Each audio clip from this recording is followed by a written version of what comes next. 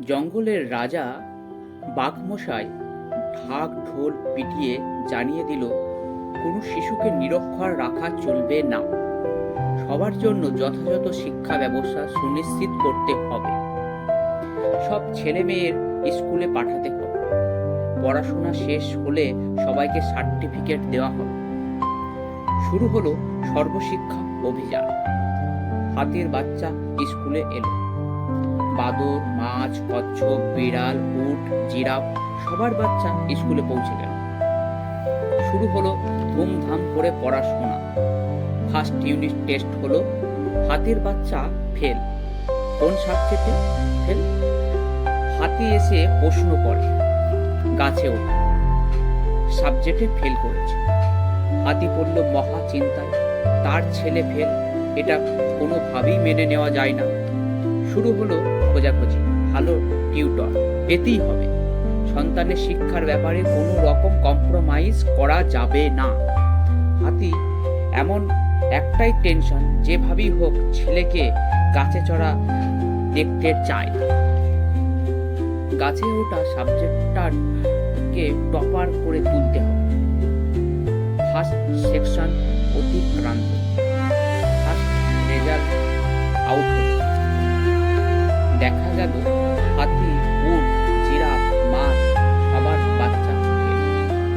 বাদরের বাচ্চা টপার হয়ে গেছে। প্রকাশ্যে মঞ্চে বিভিন্ন গেস্টের আমন্ত্রিত করে জিরাফ অনুষ্ঠান আয়োজন করা হলো। সেখানে টপার হিসাবে বাদরের বাচ্চার গলায় মেডেল পরিয়ে দেওয়া হলো। চূড়ান্ত অপমানিত হয়ে হাতি, উট, জিরাফ নিজ নিজ সন্তানকে দারুণ বকুনি দিল। এত টিউশন, এত খরচ, এর পরেও চূড়ান্ত অসম্মান তারা মেনে নিতে পারল না। ফাঁকিবাজ এত চেষ্টা করেও তোর দ্বারা গাছে চড়া সম্ভব হল না। নিকম্ম কথা। শিখে নে বাদরের বাচ্চার কাছ থেকে, শিখে নে কিভাবে গাছে চড়তে হয়। ফেল কিন্তু মাছের ছেলেও হয়েছে। সে আবার প্রত্যেক সাবজেক্টে কেবলমাত্র সাঁতার কাটা ছাড়া। প্রিন্সিপাল বলল, আপনার সন্তানের অ্যাটেন্ডেন্স প্রবলেম। 5 মিনিটের বেশি ক্লাসে থাকতে পারে না। মাছ নিজের সন্তানের দিকে ক্রোধান্বিত হয়ে তাকিয়ে রইল। বাচ্চা বলে, মাগো, দম নিতে পারি না।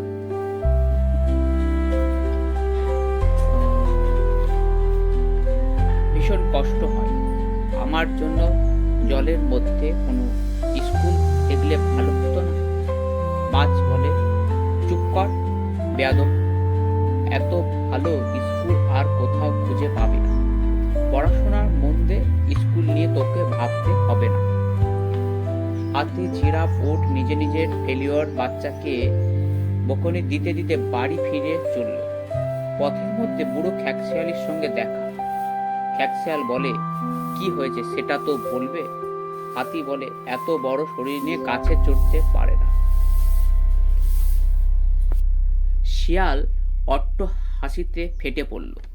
শিয়াল বলল, তোমাদের বাচ্চাদের গাছে চড়ার কি প্রয়োজন, তাও তো বুঝতে পারলাম না।